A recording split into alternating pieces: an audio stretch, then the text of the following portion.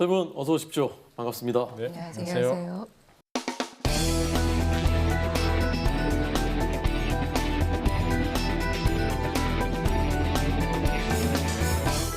오늘 리뷰 와인은 조수진 시청자평가원께서 선정하신 주제부터 들어보겠습니다. 대통령 취임식은 국가 주요 행사로 기존 편성이 아닌 특별 편성으로 생중계되는 미디어 이벤트입니다. 그러다 보니 행사 이전부터 다양한 정보를 제공하게 되고요. 예측 보도도 이어집니다.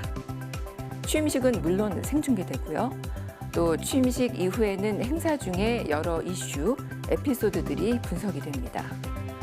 여기서 언론의 중요한 역할은 이슈에 대한 분석과 비판, 그리고 행간에 숨겨진 내용들을 읽고 해석하는 것일 텐데요. 오늘은 미디어 이벤트, 이번 대통령 취임식을 분석하는 YTN의 보도 살펴봅니다. 네, 새 대통령 취임식과 또 취임에 대한 YTN 보도. 먼저 김은정 박사님 어떻게 보셨습니까? 예, 평가원님 말씀처럼 취임식은 한 정권이 시작됨을 알리는 아주 중요한 상징적 의례입니다. 특히 윤석열 대통령 취임은 여야 정권이 교체되는 의미도 내포하고 있죠. 이에 따라서 인수위 시절부터 정책 방향의 변화와 새 정부의 인선, 또 취임사 메시지들까지 다양한 이슈들이 미디어의 주목을 받고 있습니다. 한국언론진흥재단의 빅카인즈 기준으로 취임식 전후 2주인 5월 2일부터 16일까지 YTN에서 취임을 제목과 내용에 포함한 기사는 총 467건으로 나타났습니다. 이 많은 보도들이 어떤 내용을 담고 있는지, 또 저널리즘의 역할은 다하고 있는지 살펴봐야 할 것입니다. 네, 하나씩 그럼 자세히 살펴보겠습니다. 조수진 시청자평가원님. 네. 취임식 이전부터 관련된 많은 보도들을 쏟아냈습니다.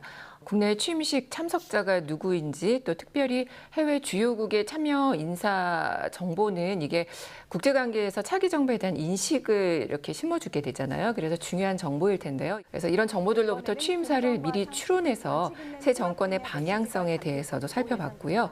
또 취임식 행사 자체에 대해서도 미리 보는 행사 등 뭐 CG, 그래픽 이런 것들을 동원해서 정보를 쉽게 이해할 수 있도록 다각도로 준비를 했습니다.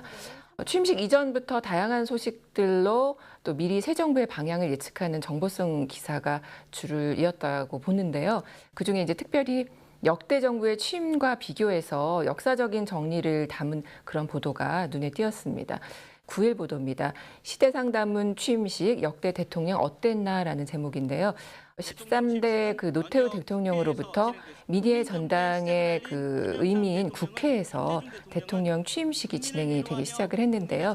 국회에서의 취임식 의미에 대해서 짚어보는 그런 시간으로 의미가 있었습니다. 예, 말씀하신 것처럼 시각화와 시뮬레이션을 YTN 보도에서는 굉장히 잘 활용을 해 주셨는데요.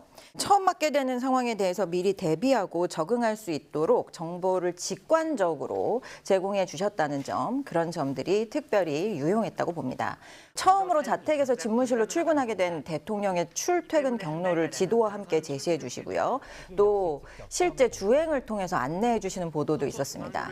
시민들에게 대략적인 교통 상황을 예상할 수 있도록 해주었다라는 면에서 굉장히 유용하게 봤고요. 또 용산 시대가 시작되면서 경호원 인력도 옮겨갔다라고 하는 사실도 전달을 해주시면서 집무실 주변 경호와 집회 시위에 관한 예상 지도도 만들어 주셨더라고요. 그래서 이러한 지도를 통해서 경찰의 정책, 앞으로 집회 금지 구역을 어떻게 설정할 것인지 이것들도 지도를 통해서 쭉 표시를 해주셔서 시민들의 이해를 돕는 좋은 보도라고 봤습니다. 이 새 대통령 취임에 대한 국민들의 목소리, 국민들의 반응에 대한 YTN 보도에 대해서 어떻게 보셨습니까? 네, 이제 10일 보도인데요. 윤 자유 35번 강조, 그다음에 반지성주의로 민주주의 위기라는 그런 제목의 보도입니다. 취임사가 나가고 사실은 뭐 이제 각종 SNS에 반지성주의에 대한 비판의 글들이 많았던 거, 이건 사실이고요. 이 보도에서도 자유가치 강조, 반지성주의로 야당 비판한 취임사 전달하면서 통합 소통이 보이지 않았던 점도 지적을 합니다. 근데 이제 여론에서도 그랬고 타 방송사에서도 이에 대한 민주당의 입장 비판이라든지 지적 등이 좀 타 방송사는 있었거든요. 근데 이런 점들이 조금 YTN에 아쉬웠다라는 생각이 들고요.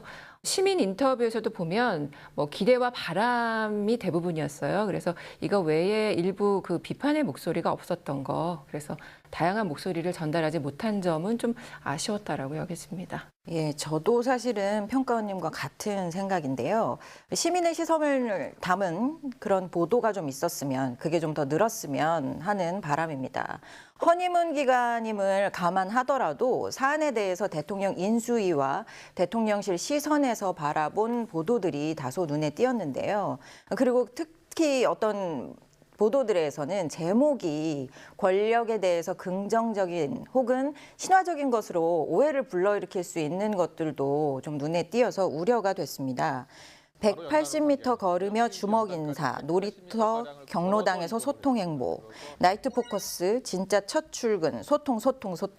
사실 주먹 인사를 하고 직원들 출근 공간을 둘러보는 것이 소통은 아닐 텐데요. 제목만 봐서는 YTN이 그렇게 해석하고 있다고 느껴질 수 있었습니다. 그래서 좀 우려스러웠고요. 윤석열 대통령의 첫 시정연설 관련 보도에서도 하늘색 넥타이에 의미를 부여한 제목이 눈에 띄었습니다.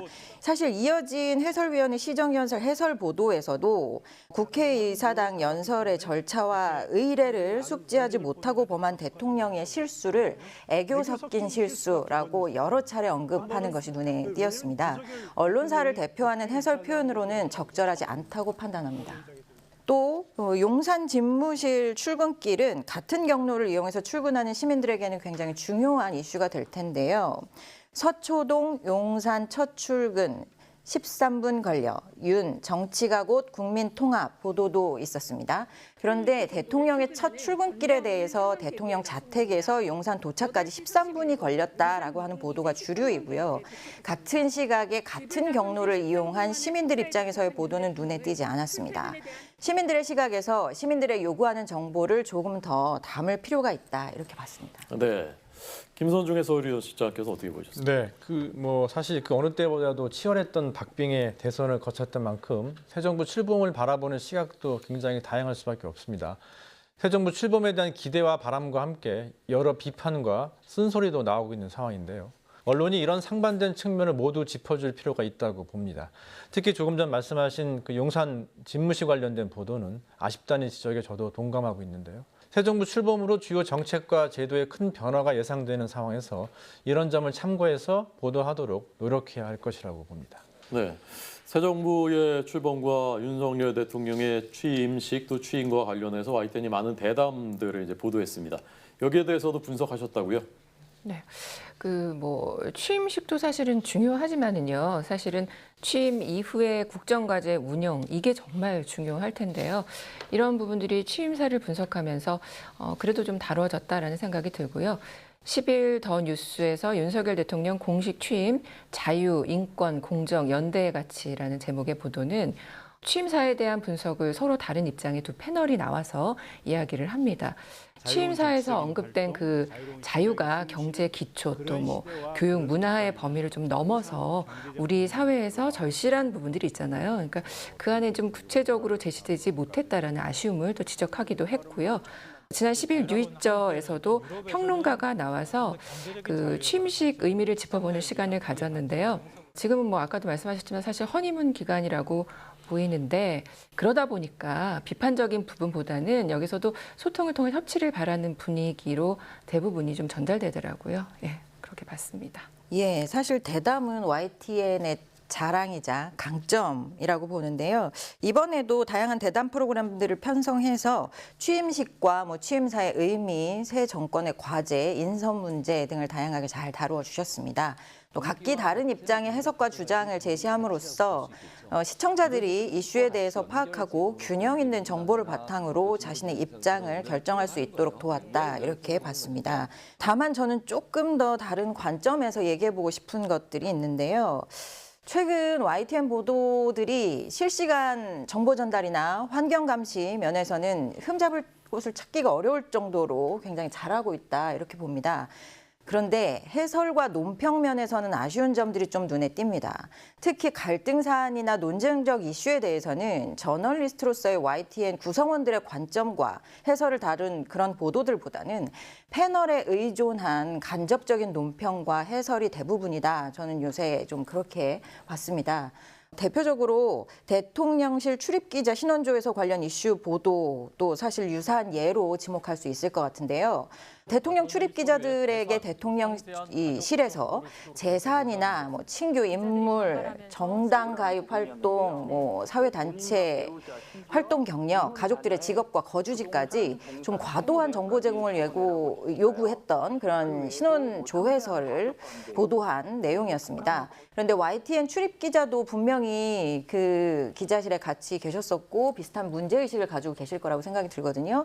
그런데 우리 앵커께서 같이 하셨던 프로그램이었던 것 같아요. 거기를 보니까 미디어오늘 기자를 연결해서 전화 인터뷰를 진행하시고 자세한 입장을 전달받으시더라고요. 언론으로서 중립에 대한 부담이 기계적 중립을 고착화해서 오히려 모든 사안에 대한 여론 형성을 정치 진영 논리의 함정에 빠질 수 있게 만드는 그러한 오류를 간혹 가다가 봅니다. 이슈에 대한 관점을 분명히 갖고 또 사회 변화와 발전을 이끌어가는 것도 언론의 책무라는 점을 잊지 말아주셨으면 좋겠습니다. 미디어 오늘 그 기자 연결했을 때 말씀하신 대로 제가 이제 그때 그 시간 앵커였는데 우리 기자가 있죠. 예, 그래서 이제 전화 연결을 하려고 했는데 그 시간에 이제 그 발생하는 이슈들에 대해서 또 본인이 실시간 중계를 해야 되는 그런 상황이었다는 점을 조금 감안을 해주셨으면 좋겠고 또 그 미디어 오늘이 그 사안을 이제 최초 보도했던 매체이기도 했다는 점 그런 사정이 있었지만 기본적으로는 이제 공감하는 부분이 많습니다. 김선중 해설위원 실장님. 저도 굉장히 공감합니다. 지당한 말씀이시고 지당한 지적이라고 생각을 합니다. 언론이 그 지나치게 과도한 기계적 균형 오류에 빠져서는 안 된다는 거에는 이견이 있을 수 없겠죠. 특히 양측의 주장을 그저 단순 전달하는 게 공정하고 중립적인 보도라는 착각에 빠져서는 안 될 것입니다. 사안의 경중을 판단해서 시시비비를 가리고 시청자에게 올바른 정보를 전달하는 게 언론의 역할일 수밖에 없겠습니다.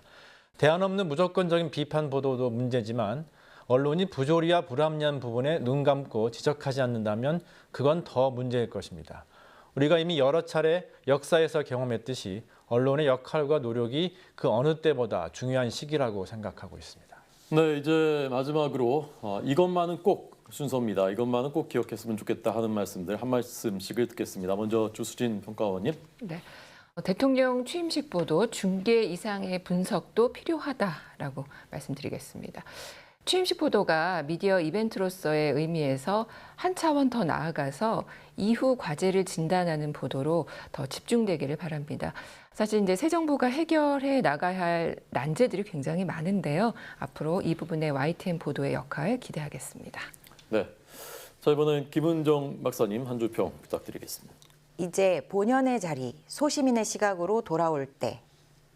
시작부터 기존의 정책에 대한 많은 변화를 예고하면서 많은 이의 기대 속에서 새 정부가 출범하였습니다. 새 정부의 임기가 시작되면 언론이 정책에 대해서 비판을 자제하고 우호적 보도를 하는 기간을 우리가 허니문 기간 이렇게 이야기를 하죠. 이제는 허니문을 끝내고 일상으로 돌아와야 할 시점이라고 봅니다. YTN이 대다수의 국민, 소시민의 시각을 담은 분명한 관점이 있는 보도를 많이 기획해 주시길 기대합니다. 네, 오늘 많은 말씀들 들었습니다. 오늘 말씀 경청하고 참고해서 더 좋은 YTN 뉴스 만드는 데 노력하도록 하겠습니다. 세 분 감사합니다. 고맙습니다.